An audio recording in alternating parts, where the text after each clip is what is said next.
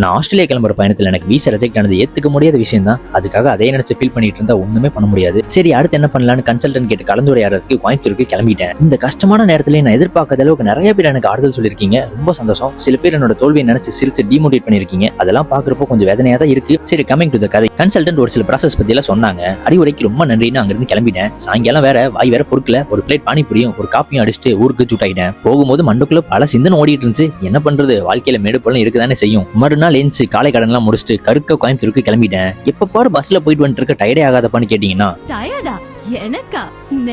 இறங்கணும். வயிற்றுக்கு லைட்டா இறைய போட்டுட்டு காம்பினேஷனுக்கு காஃபியும் போட்டுட்டு மறுபேருந்து ஏறி சேர வேண்டிய இடத்துல சேர்ந்துட்டேன். இங்க எதுக்கு வந்தேன்னா எஜுகேஷன் கண்காட்சி நடக்குதுன்னு நம்ம கன்சல்டன்ட் சொன்னபடி இங்க வந்தா சில விஷயம் தெரிஞ்சுக்கலான்னு வந்தேன். வந்த இடத்துல எனக்கு ஒரு அதிர்ச்சி. ஒரு ஆன்டியா உங்க பையன் என்கிட்ட வந்து, தம்பி நீங்க தான் அந்த ஆஸ்திரேலியா சம்பந்தமா வீடியோ போடுவீங்க, நாங்க ரெகுலரா பாப்போமான்னு சொன்னாங்க. எனக்கு கையும் இல்ல காலும் இல்ல, கேட்கறதுக்கே ஒரு மாதிரி புது ஃபீலிங்கா இருந்துச்சு. அவங்கள்ட்ட பேசிட்டு அப்படியே உள்ள போய் ரெஜிஸ்டர் பண்ணி உட்காந்துட்டேன். பிறகு என் மூளை கேட்டதை டவுட்ல கிளியர் பண்ணிட்டு அங்கிருந்து எஸ் ஆயிட்டேன். எங்க அப்பா என்ன நினைச்சாருன்னு தெரியல. வீட்டுக்குலாம் போக வேணாம்ப்பா, எத்தனை நாள் தான் அந்த 4 சவத்துக்குள்ளேயே அடைஞ்சு கிடப்பன்னு லூலு மால் கூட்டிட்டு போயிட்டாரு. ரிலாக்ஸா அங்க உட்காந்து பேசிட்டு இருந்தோம். பொதுவா எல்லா அப்பாவும் சொல்ற ஒரே கதை தான். அவர் நம்ம வயசுல பண்ண சாதனை சோதனையை பத்தி எல்லாம் லெசன் எடுத்துட்டு இருந்தாரு. நானும் புதுசா கேட்கிற மாதிரியே கேட்டுட்டு இருந்தேன். பிறகு மால்குள்ளார போயிட்டு வீட்டுக்கு தேவையானதெல்லாம் அள்ளி போட்டு மச்சாவா டின்னர் அங்கேயே சாப்பிட்டு ஊரை பார்த்து வந்துட்டோம். நான் என்னதான் வெளியே அப்படி இப்படி ஜாலியா இருந்தாலும் எனக்கு மட்டும் ஏன் இப்படி நடக்குதுன்னு ரொம்ப வருத்தமா இருந்துச்சு. அடுத்து என்ன பண்ண போறேன்னு எனக்கு சத்தியமா தெரியல. ஆனா கண்டிப்பா வாழ்க்கையில ஏதோ ஒன்று முயற்சி பண்ணுவேன். பாப்போம் வாழ்க்கை என்ன எவ்வளவு தூரத்துக்கு கொண்டு போகுதுன்னு. நம்ம ஜென்சி சூப்பர் ஸ்டார் சொன்னது கரெக்டா தான் இருக்கு போல.